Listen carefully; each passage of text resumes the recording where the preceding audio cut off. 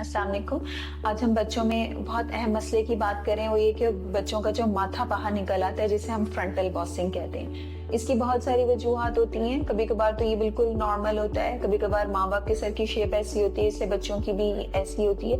इसकी एक बहुत कॉमन वजह बच्चों में हड्डियों का कमजोर होना या विटामिन डी की कमी है। इसके अलावा और भी बहुत सारी कंडीशंस हैं, लेकिन यही मोस्ट कॉमन वजह है। विटामिन डी की कमी की वजह माँ में कमी है, बच्चे का सिर्फ और सिर्फ माँ का दूध जैसे पीना है तो उसमें विटामिन डी खासा कम होता है। जिन माओ में कमी होती है, जिन बच्चों को बहुत ज्यादा अंदर कमरों में रखा जाता है, जो बहुत ज्यादा दूध पीते हैं, 2 लीटर के करीब सारे दिन में दूध पी जाते हैं, जिनकी सॉलिड्स की डाइट अच्छी नहीं होती है, जिन बच्चों को पुराने मोशन या दस्त लगे रहते हैं, उनमें खासी कमी होती है। इसकी मजीद अलामात में टांगों की गोलाई या जिसको हम बोइंग ऑफ लेग्स कहते हैं, कलाइयाँ चौड़ी हो जाना, जिसको रिस्वाइडनिंग कहते हैं। इसके अलावा छाती की साख्त भी तब्दील हो जाती है, बच्चे देर से चलना शुरू होते हैं, और जो सर का तालू होता है इनका, ये 2-2.5 साल की उम्र तक भी खुला होता है। इसकी तशखीस के लिए ब्लड टेस्ट जिसमें कैल्शियम फॉस्फेट, अल्कलाइन फॉस्फेटेज और विटामिन डी लेवल करवाते हैं, जिससे मर्ज की शिद्दत का अंदाजा हो जाता है कि किस हद तक विटामिन डी की कमी है, कितने इलाज की जरूरत है।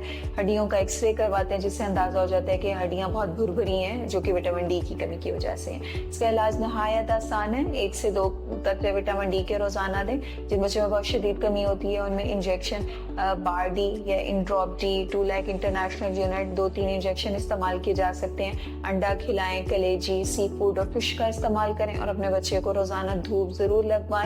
15 से 20 मिनट सर पे धूप लगे और बाजू टांगों के ऊपर धूप लगे।